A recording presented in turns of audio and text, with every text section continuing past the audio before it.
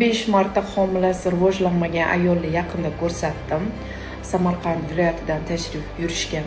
To'liq tekshiruvlardan o'tkazganimda bachadon 2 shoxli to'liq перегородкасы bilan qinlarida ham qalin pardali to'siq borligini guvohi bo'ldim. 14 marta homila tushirgansizlar.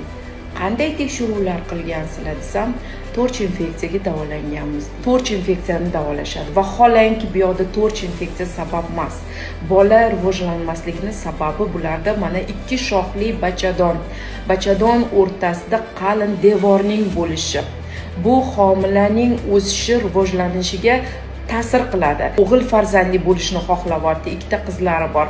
Operatsiyadan keyin qo'shaloq o'g'illarni Alloh hadya qilishi mumkin. Chunki bachadon ichidagi to'siqni to'liq olib tashlash, qindagi o'sha qalin devorni olib tashlash operatsiyalarini Nilufar Rahimovna boshchiligidagi xirurglar ularni to'liq tekshiruvdan o'tkazib, operatsiyalarni muvaffaqiyatli bajarishdi. Inshaalloh bu yog'iga bu ayol ketma-ket sog'lom farzandlar tug'iladi. Chunki farzand o'sib rivojlanishi uchun bachadon ichida sharoit bor.